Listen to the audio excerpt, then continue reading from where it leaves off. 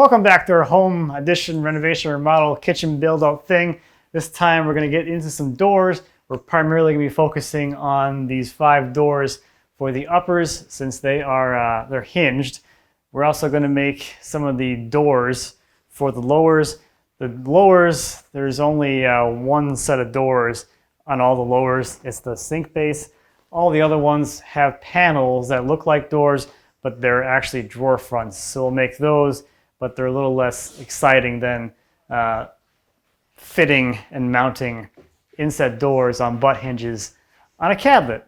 So let's take a look at the layout of these doors and start making them. This is the view of those same cabinets with their doors. So we have a flat panel and we have a OG detail running around the perimeter of where that panel is. Here is that same door in cross sections. So these are the rails, the top rail, the mid rail, and the bottom rail. And one thing to notice here is that the sizes are a little bit different. So the top rail and the bottom rail, the actual area you see, the show area without the profiles on it, is going to be 2 inches, and the bottom rail is going to be wider, is 2.5. And taking it a step further, this is the makeup of the actual door. So you can see we have an OG profile that's going to be on the front side of the stiles and rails, and we have our flat panel. However, the panel itself is going to be thicker, and we'll have a back cut to make it go into a groove in the stiles and rails. And we'll get into the minutia of all of the little bits and pieces of all the door parts. But for now, I'm going to make all of my stile and rail stock. So I want to just keep a few things in mind as I'm thinking about the widths of all the pieces. So I'm going to make the sticking profile, that's the OG profile on the stiles and rails, integral to the parts. So I need to add that back into the width. And since these are going to be inset doors, I want to make sure I have enough material on the outsides for trimming and then to set my gaps. So I'm going to add 1/8 of an inch to all the widths so that when everything is trimmed down the size to fit into the openings, they should end up at the sizes specified. And I have this pile of maple that I'm going to source all of my stiles and rails from. And I think just to make things a little bit easier, I'm going to rough cut all of my stiles to rough length. And then for the rails, because they're going to be shorter anyway, I'm just going to run longer sticks of that. And then we can cut all the rails down to final length when we're building out all the doors, because most of the doors are all different sizes. We have many, many, many different sizes of doors to make.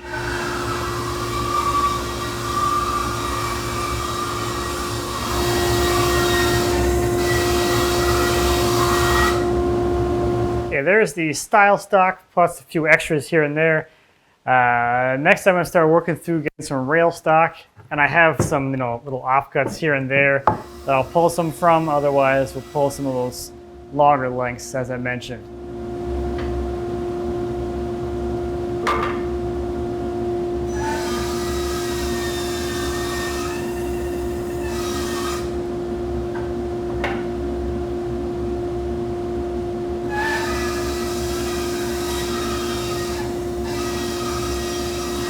Okay, there's the stock for the rails. We got 15 of the normal ones and 25 of the extra wide ones. Those are going to be the mid rails and the bottom rails.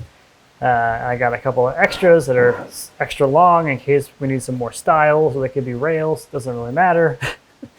But there's all the stock for the door frames. Time to get it all S4S'd.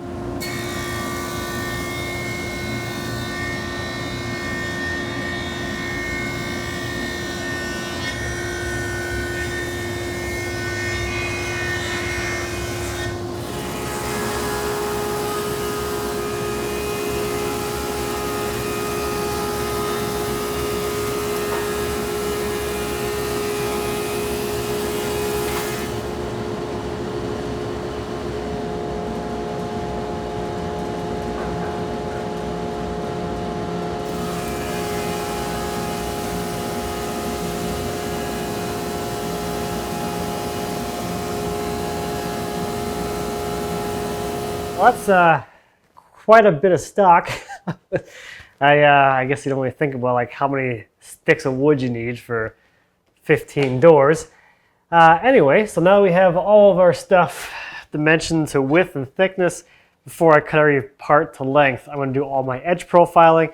So I need the OG profile as well as the groove that will house the panels. I'm going to do the OG profile first. This is the bit that I got to cut that OG. So it cuts this profile here. That is the profile here. It's in the plans.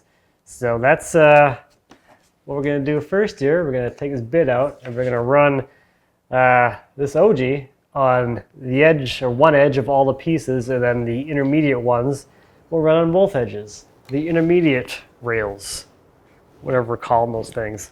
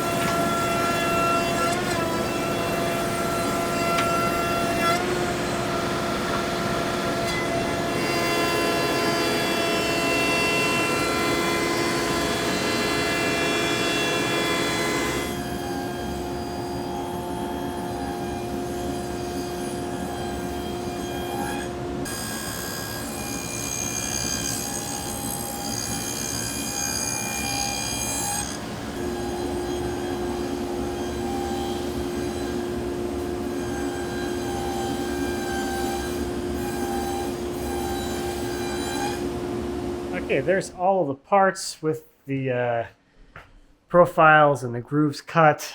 This is my stack of stiles, and then the long stiles for the tall hutch doors. So first thing, I'm gonna start cutting everything to length on the stiles. So most of the stiles are gonna be the same height, so the doors in the same kind of bank are all the same height or within reason. Like these ones here are 1/16 of an inch taller than these ones, but they're close enough that I'll just make all of these 22 and a 16th. And I can cut all 10 of those stiles to length now. So I got the saw set up in the driveway. I'm gonna start chopping things up and start labeling parts so they actually become assigned to a door opening.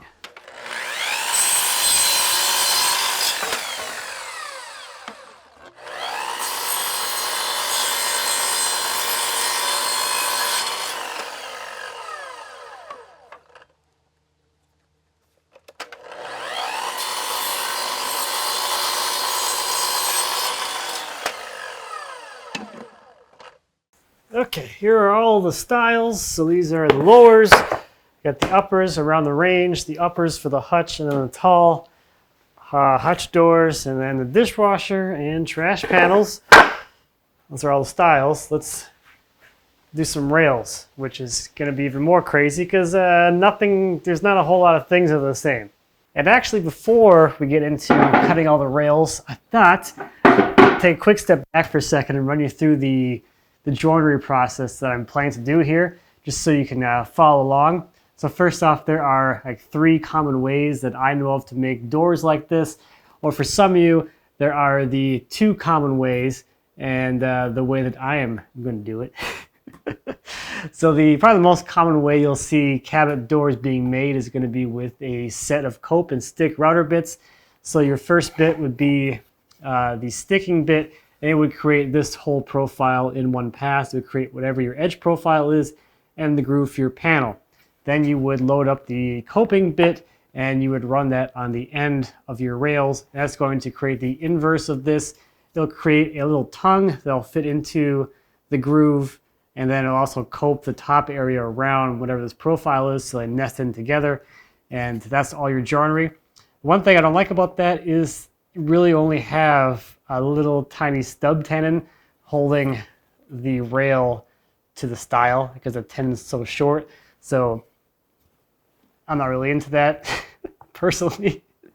The second way would be an applied mitered sticking. So you would just make a very simple like shaker style flat panel square edge door thing. And then you would run this profile on a piece of stock and rip that piece away to give you like a molding stock. And then you would just cut and miter all those 4 pieces to kind of trim out that frame. That's another way to do it. The way that I'm going to do it is a fully integrated mitered profile thing with a full tenon on it. So that's the way I would make these if I was making a piece of furniture. You're going to have this piece be fully integrated into the rails and stiles. So just like on our cope and stick, that thing's there always. It's fully attached. You don't have to worry about glue failing over time or the molding loosening up like you would with an applied. Probably never happen, but whatever.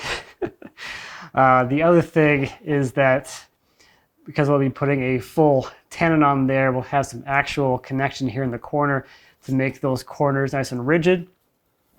And that's for like most cases, it probably doesn't matter.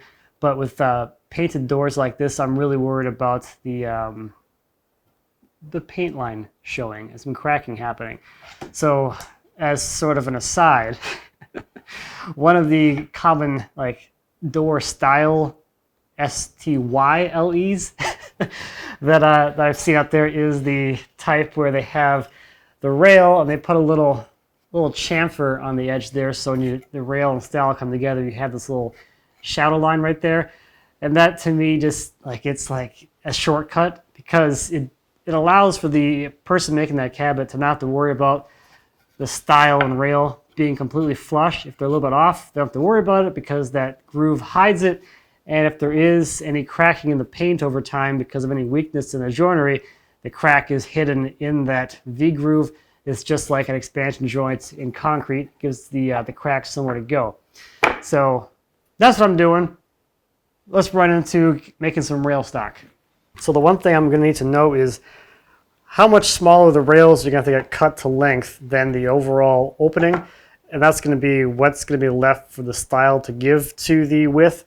So I know I want my tenon on the end of my rails to be 1.25 inches long. And that tenon is going to start at the bottom here of this profile. So that's 1.25 inches to there. The rail is going to come in this far. So this is how much of the stile is going to contribute to the overall door's width. So this is the amount that the rail needs to be shortened by on each end. And in our case here, it's going to be 7/8 because I have 2 1/8 material here. This is going to be the gap removal bit. So 7/8 times 2. Take that off of all of the openings I have measured. And 7/8 times 2 is 7/4. And 7/4 is an improper fraction, so it can be reduced and simplified to 1 3/4. I never understood fractions until I switched to imperial. I learned fractions in elementary school, never clicked until I had a real world application for it.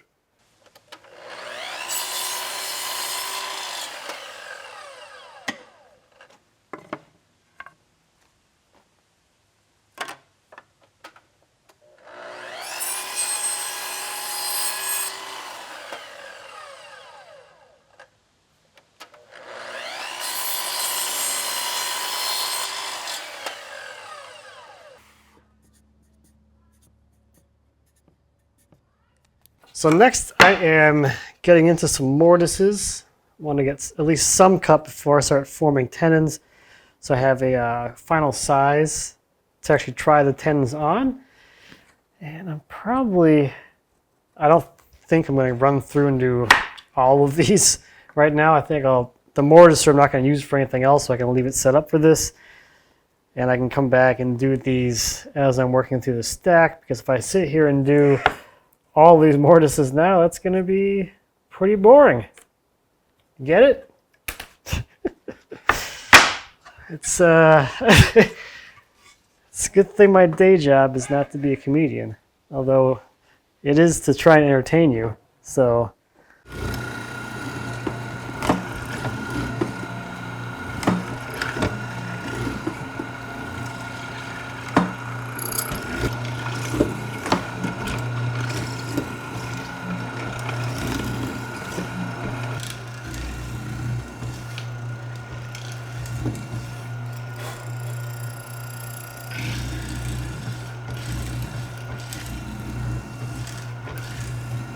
okay, I've had enough of that for now. Let's cut some tenons. So these should end up being 1/4 inch thick. But one little thing with this setup is that it's going to be offset, so it's less material being removed in the back and then more in the front because we're offset. So this is going to be two setups, one to cut all the backs, and then I can flip them over and cut the faces on all the fronts to make all those tenons. And I will just do that with the stop block on the miter gauge here and a big old fat dado stack, and see how this goes.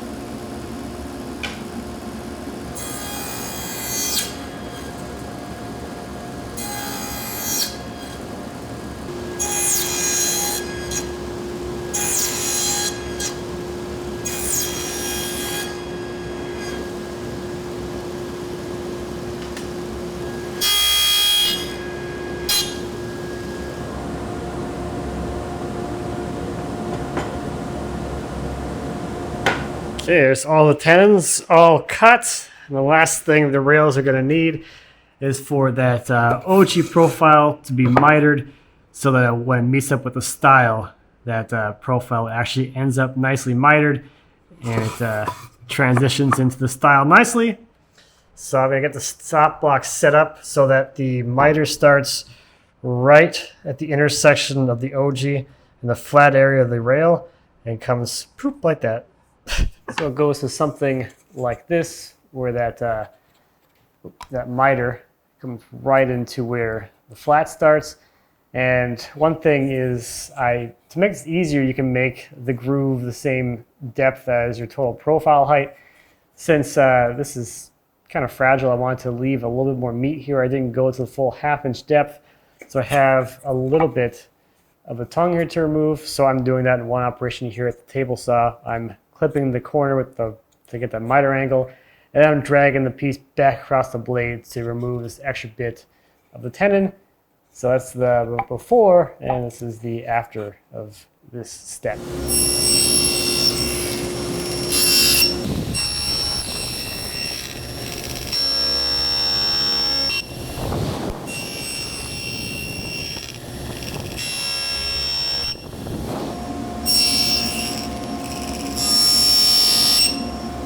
Okay, that's it for the rails. They all have their OG profile mitered. We got our tenons fully formed. I'm gonna get back to the stiles. So the stiles need to have this situation here remedied. So we also need to miter the OG here on the stile to create that inside miter, and then all this has to go away as well. And we have two different height rails for the bottom and then the top, at least on these ones, and then all of the other ones, all the upper doors have that mid-span rail. So we'll have one stop block to nail this miter location for all of the bottoms. I gotta make sure I only cut those on one end of each stile. And then we have the, actually look at this, I did this wrong already, because the this narrow one goes up top. So we have the top position, and we have the wider one for down here. So it'll be two setups. I'll run through all the parts, making sure I cut the right miter locations on the top or bottom of each stile. And then with all of them cut, then we can actually remove the waste and get the rest of the OG profile out of there so that the rails can fully seat.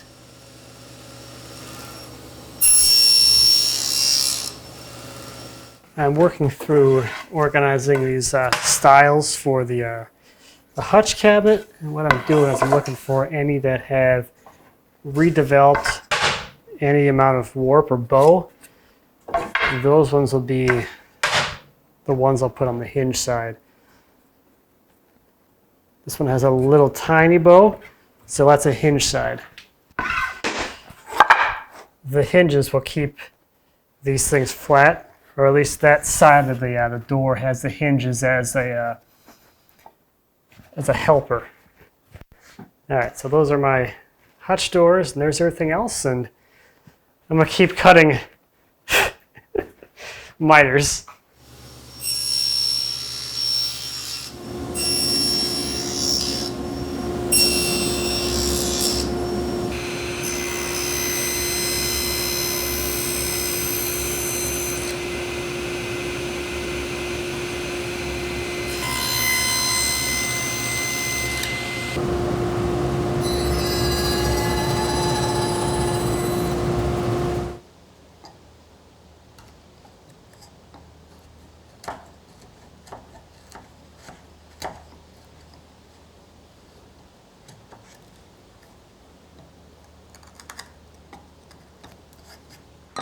So as I was sitting here getting these cleaned up, I had the fun realization of a mistake I made, or at least maybe an oversight, I guess. It is technically a mistake, I guess.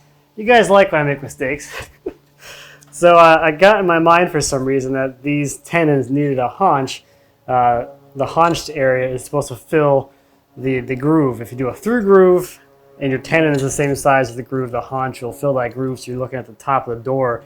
You don't see a hole. Of course, the groove gets removed when we remove the OG and everything, so I don't need a haunch on here. I did that for nothing. Well, I don't know, whatever. That's not a huge deal. Luckily, it's not like the opposite where I forgot to put a haunch and now I need one. Now at least I still have to go back and cut all these haunches off. Just more of an annoyance that I missed that one.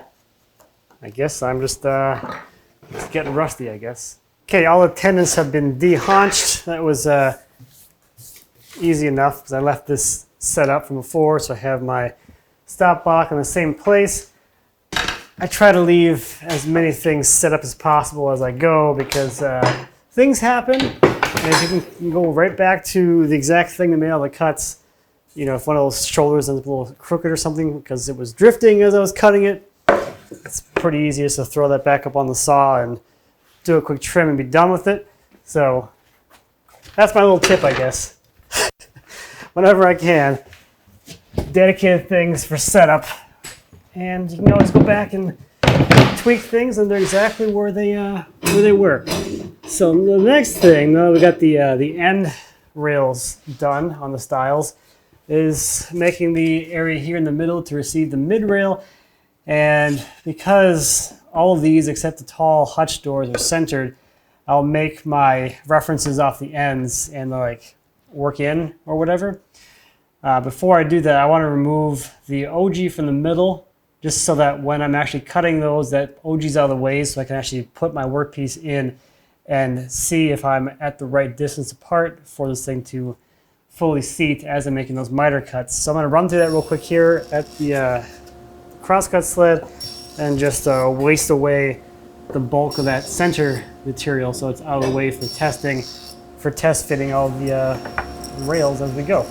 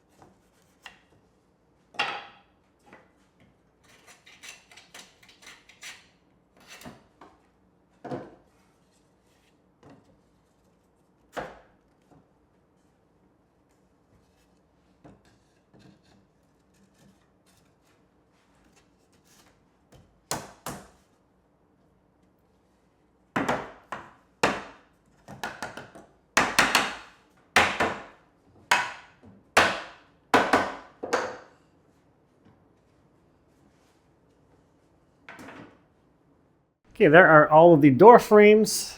There's the ones for the hutch, those uppers, and then the lowers. So there's 16 door frames there. So with the frames all joined and out of the way, next we can start working on the panels. So as spec, the panel thickness is a 1/2 inch. So on the lower cabinets, that 1/2 inch panel will plane out with the backside. So when this becomes a drawer front, it touches nicely to the actual drawer box. For the uppers, that thicker panel is going to give a little more detail on the back, but my dilemma is this. I don't really want to use a regular MDF on the panels for these doors. With the drawers, I know I did it in there, but on the doors, this is like the outside of the cabinet. This is where like you're gonna be wiping and cleaning and making sure it, whatever. So the chance of moisture intrusion is a lot higher on the doors than on the drawers. So I really don't want to use a regular MDF. I want to use at least a moisture-resistant product or an exterior product. The issue there is that those two things, they don't come in 1/2 inch thicknesses. They come in 3/8 and they come in 3/4. So I have the option, I guess, is if I want to use a moisture-resistant MDF, I could either use a 3/4 inch product and plane it to a 1/2 inch, or I can switch to a 3/8 inch thickness. Now the reason that I don't just use a 1/4 inch panel in here, not have a back cut on it, is for sound. A 1/4 inch panel, I have some 1/4 inch stock here somewhere, right here. If you use like 1/4 inch plywood, for instance, it's not actually a 1/4 inch, this is like 3/16, but it's the 1/4 inch plywood. It gets kind of rattly and it's not as nice like sounding as you're using it. And that's the exact reason why I use 1/2 inch in the drawer bottoms. Nothing to do with strength at all. It has to just do with acoustics. As you drop things into the drawer, you got a nice thunk instead of a rattly, weird sound.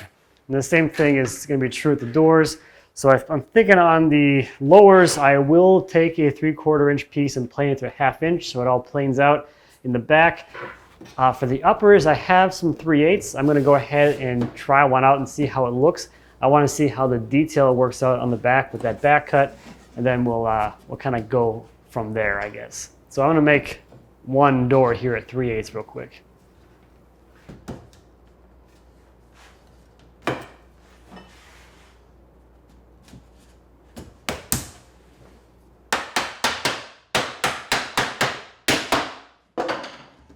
Okay, here's the front. This is, no matter how thick the panel is, this is the look with the flat panel. I think it's nice and clean. For the back, with the back cut on the 3/8 material, I think that this looks just fine. The cove isn't quite as like abrupt. It doesn't come quite to as deep of a point because I don't have that extra 1/8 of an inch of thickness to actually get the cove to turn completely. So we're interrupting the curvature of the cove at a partial point, but I think for the back of a door, I think this is going to work out just fine, and I will save myself a whole bunch of time planing material down. So I have a partial sheet of 3/8 that I'm going to run through and get as many of these door panels out of as I can right now, and then I will get another sheet. If I need it, I'll probably need a little more, and those will do as a second run. Once I have all those cut and fit, then I'll move on to the lowers, which I will make out of a 3/4 inch piece. So we'll plane a bunch of 3/4 inch material and we'll reset for making the back cut for those. I'm doing the back cut in 2 steps. I'm doing a rabbiting cut on the table saw, and then I'm following it up with a cove bit at the router table. I don't have a back cutter for this. I couldn't really find one that was the right size either. So I'm just doing it in 2 operations.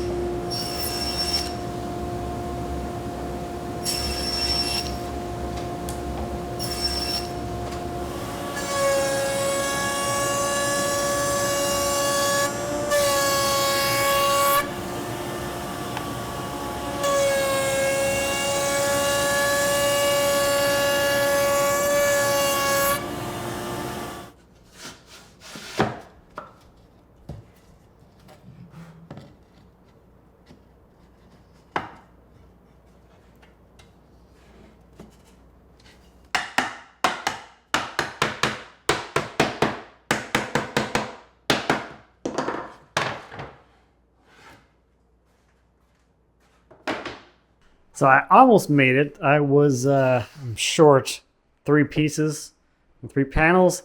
So I'll have to get another sheet of 3/8, but that's fine. For now, I'm going to move on to some assembly prep, which is going to involve some pre-finishing. Because what I've learned about painting is not so much painting, it's just like getting surfaces more and more perfect over time, and it's a lot of sanding. So this in here is going to be heinous to sand after it's assembled, and I know all this cut edge here on the MDF is going to soak up all kinds of paint anyway, so I want to apply at least a few coats into the back cut area, so that's all kind of prepped and ready to go. And then I'm also going to finish the OG profile. The maple took the profile pretty well, but there's a few of them where the maple is kind of like, it got kind of fuzzy and tore out a little bit, so that's going to be a lot easier to fill and sand and finish prep and everything as an individual rail versus as part of a whole door.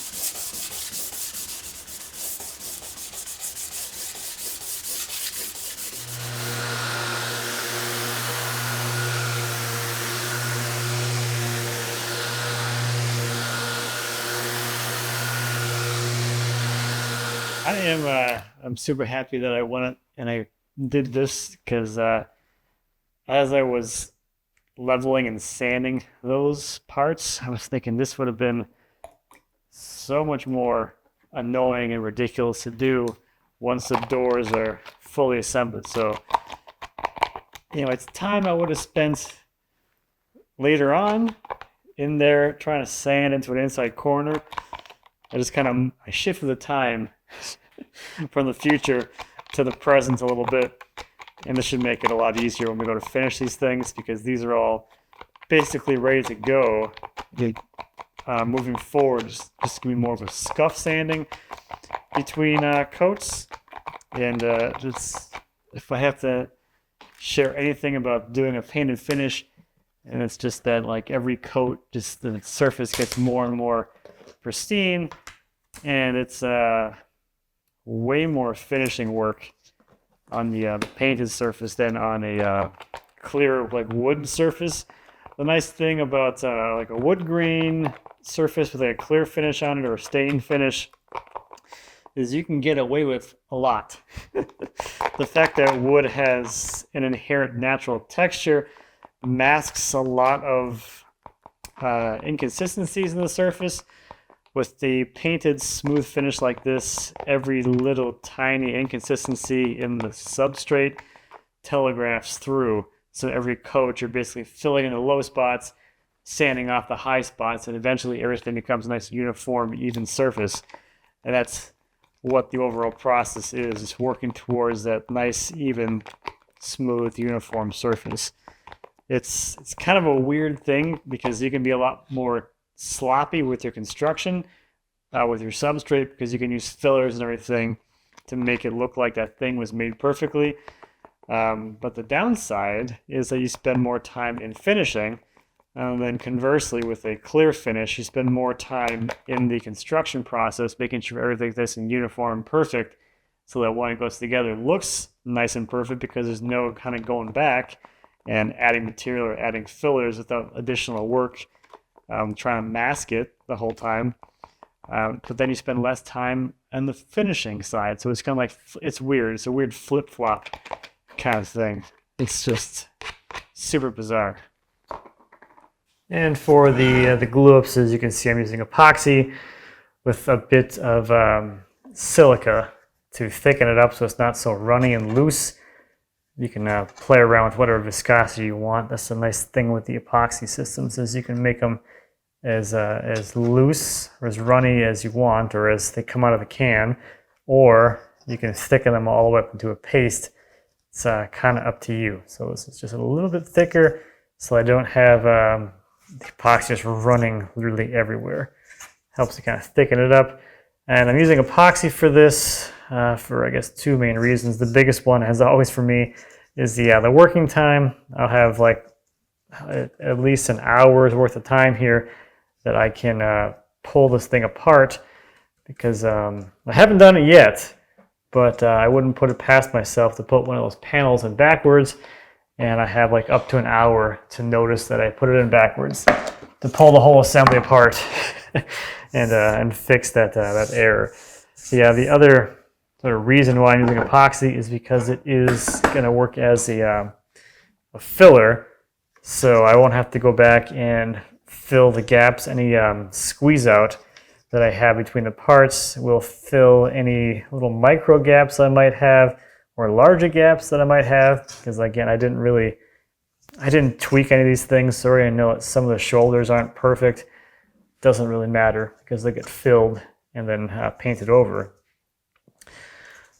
So there's that side of things too. If there's any little bit of like micro tear out on the surface where the shoulder intersects the mortise, this will be there all filled, and I won't have to do an additional step later of actually running some filler over all the joints. So it's going to kind of save me that step in the future. And at this point, I have a lot invested in these doors. I don't really want to have them glued up incorrectly, so that longer working time to notice any errors and correct them is a benefit, and I don't have to really rush on getting the glue applied and getting these things assembled, because I have so much working time.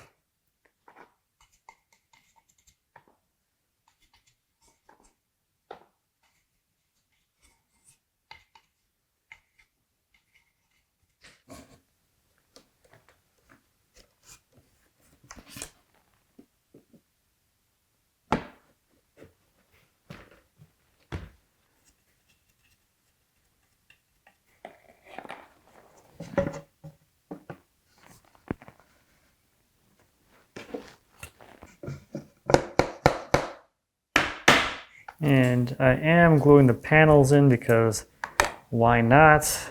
They're not solid wood, so you can do that. And if given the opportunity, I would rather glue the panel in so it becomes a structural member of the door. So it's like a whole homogeneous structure and not just a frame supporting some panels. It gives you a lot more rigidity, and this door won't really have a tendency to sag over time because it's got so much beam strength. Putting some glue on the miters, not so much to glue them in place, but in case there are any gaps.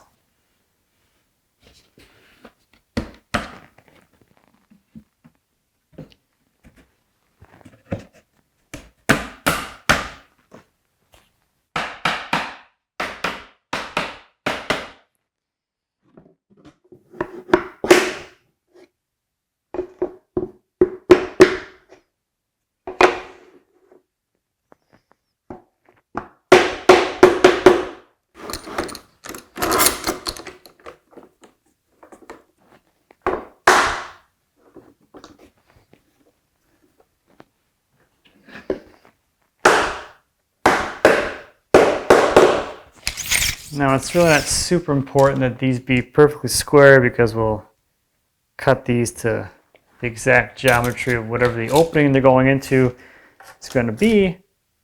But I like to check just in case it's like super duper off. But normally they're pretty well self-squaring. Yeah, this one's off by 1/16, which is totally fine. Now before I leave this thing alone, I'm going to clean up the squeeze out between the miters down in here, just so I don't have any blobs to clean up later. And then I will do a little sanity check.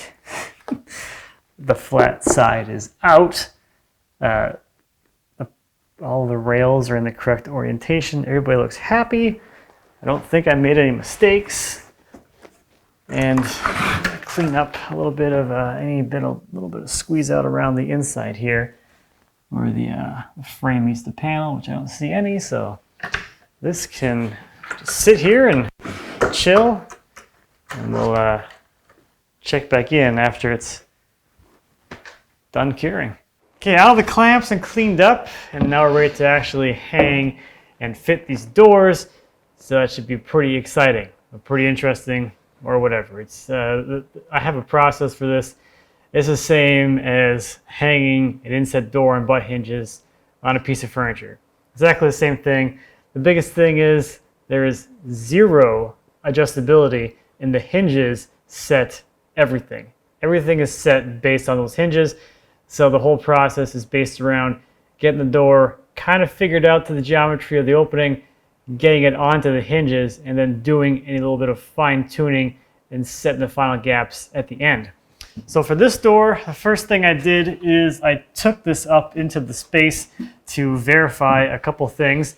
First off, in theory, this door should be too big to go into the opening. So I want to check that that is actually the case, and to see how much bigger it is than the opening, so I can get started down here in the shop. The other thing I did, because I like to screw things up, is I marked the style it's going to receive the hinges, so I know that's always the hinge side, and this will become our reference edge moving forward. So first thing we're going to do down here in the shop is I am going to start setting the gap that's going to be on the hinge side. You cannot change, well, you can, the hinges set the gap for that side. So I want to remove the desired gap from that style, as well as half of the overall overage that the door has in width. So my door is 1/8 of an inch wider than the opening. I want to take half of that off of the hinge style. The other half will come off of the other style. Plus I want to remove the gap that I want, which is another 1/16. So I'm removing 1/8 of an inch from the hinge style. Then I will remove a little bit of a starting point from the other style. That's going to be 1/16 of an inch, and I'm going to bevel the blade at 1 or 2 degrees to kind of get things started over there, so that back corner is out of the way as the hinge swings into the opening, so I can clear the other style. And then lastly, I will use the hinge side against the fence of my crosscut sled and square up the top and the bottom. That's going to get those into square and get us kind of a starting point. And it's also going to flush up and clean up the connection of the stiles to the rails. Okay, so let's see where we're at here. Okay, I'm a little too tall, which is fine. I prefer to have too much material than not enough. And it looks like we've got a little bit of adjustment to do, which is pretty typical. So we have to make the door fit the geometry of the opening, whatever the opening's doing. And you can see we're a little bit out of square. So there is a gap here at the bottom. And if you look way up top next to that smudge, we're touching. So we need to make the door kind of go like that, kind of lean over a little bit and close this gap. So to do that, we need to adjust this cut angle down here to remove more material from this side. So I'll take the door back down to the shop, and I will use a shim on the crosscut sled to adjust the angle of the cut. And I will also mark the shim size and location on the style, so I can repeat that cut later on, or I can adjust it if it's not right on this first cut. Okay.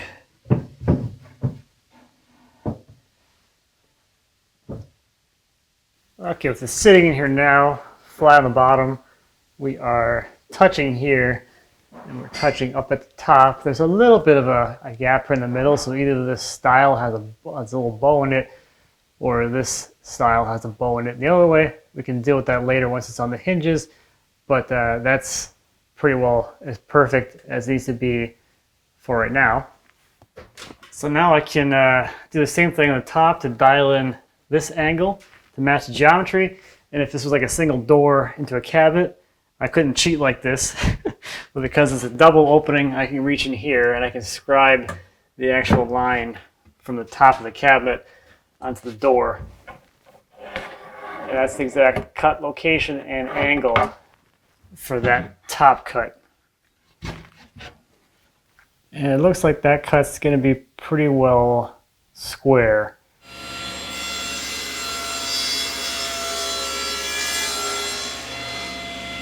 Okay, I cut close to the line just to kind of see where things are at.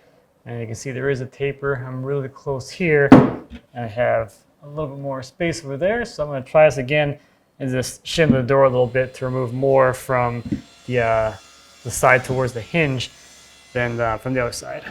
So now I'm an even distance away from the line from right to left. So that's my final angle for the top. Now I just come back and trim a little bit more off. And then we'll go see if we can get some hinges mortised.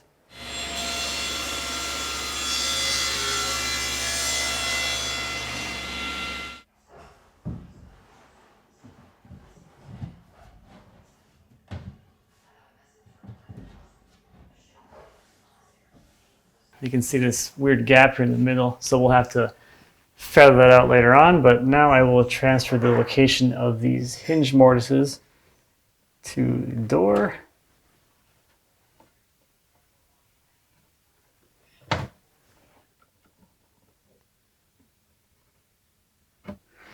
Okay, so we'll head back down to the shop. I'm going to remove a little bit more off the bottom so that when we put the hinges on, we can actually put into the opening, it won't drag. So about 30-second off, so I should still have more material if I need it. And then I'll take a little more off of this this style over here. It looks like it's going to be pretty well straight, but it does kind of dive at the bottom, so we'll deal with that later too. So a couple of quick cuts, and then we'll lay out and mortise the hinges in.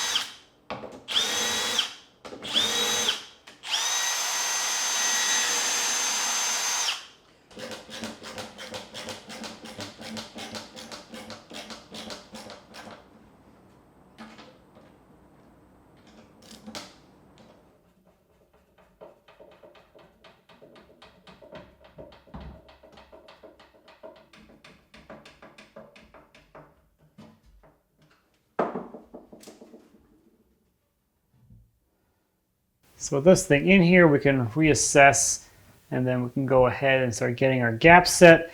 So a couple of things of note, I guess.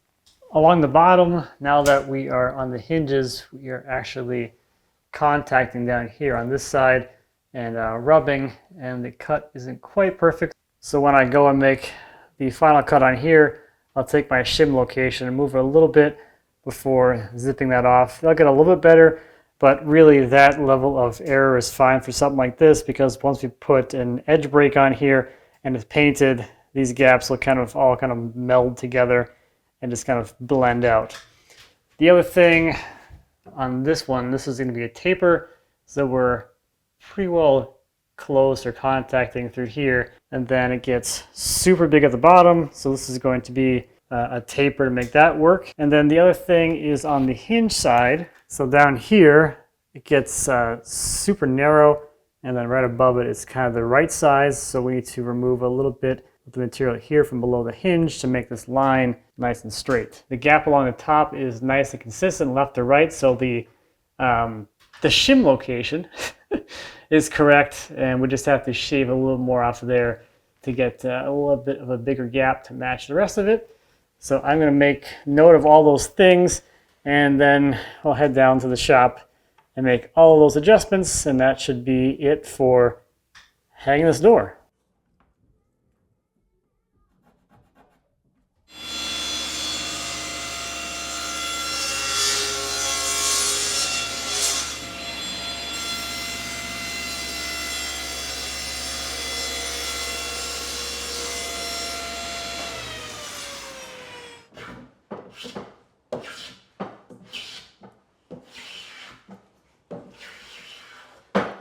And with the door back on the hinges, it now closes into the opening with a nice even gap all the way around.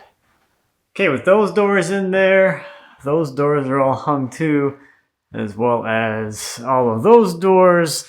I have all the lower ones fit as well.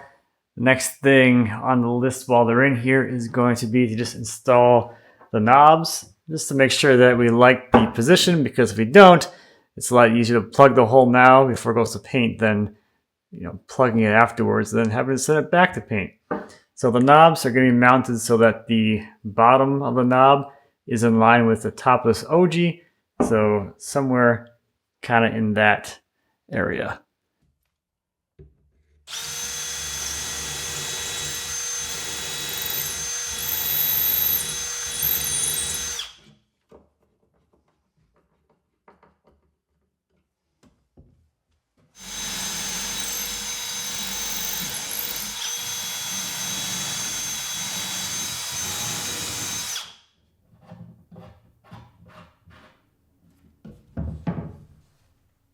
All of the knobs on all the uppers and lowers are installed, so all those holes are there, so when they get back from paint, it's easiest to put the knobs back on and move on.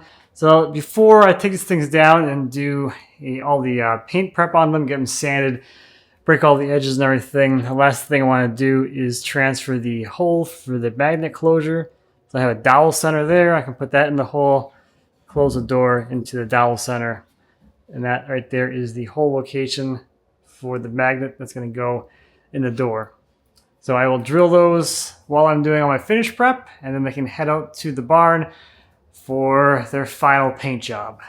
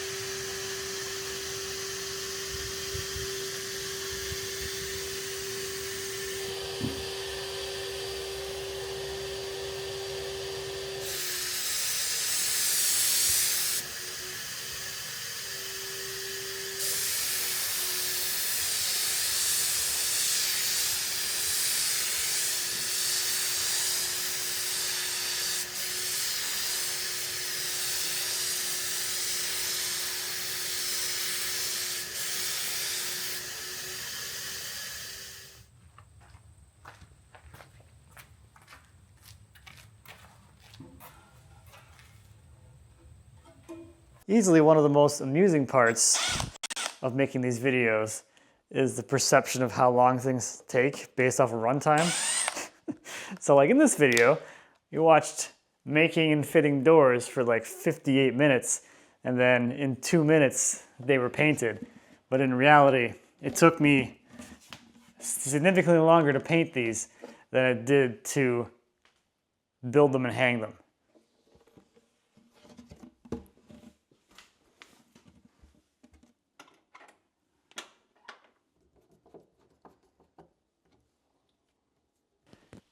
So there are all the upper doors, most of the lower doors, they're just kind of sitting in here for now. And then here are the doors over here on the China hutch buffet cabinet thing. Someone left a drawer open.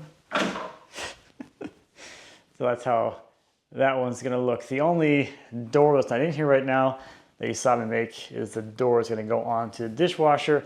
That's gonna be part of the appliance panel. It's gonna have a fake drawer and rails and everything, so that'll be going right there. So that's ready to go for when I get going on making that. But with the doors in there, it makes the space look actually done, even though it's not. Still quite a bit more things to do to wrap up the cabinetry, but at least having those out of the way, that giant marathon of making those, what were those, 16 doors, is over and behind me. So one last thing that I didn't mention about the doors, and this is overall theme of continued details. For those who watched the crown molding kind of saga of making and installing all of that, and the fact that it's custom because the bottom of that crown molding has an OG profile. The bottom OG profile of the crown molding matches the OG profile that we put onto the doors. They're just different sizes, but the crown basically just has the scaled up version of the doors OG. So continued details if you look for them. They're everywhere. I'm actually happy that the door panel thickness worked out. I think having these ones kind of sunk back below the level of the frame actually adds for more visual interest than having that panel come and be flushed out with the inside face of the door. So I'm really happy that that just kind of worked out that way, and it was actually a good direction to go in, and I think it looks amazing. So that was a lot of work. Of everything you've seen me do so far, this was the most amount of work. So hopefully you enjoy this saga of making doors. The part that I enjoyed was making doors like I normally do in the shop, full mortise and tenon, mitered profiles. And one of the first tutorial videos I ever did was making a door just like that, in that exact joinery style.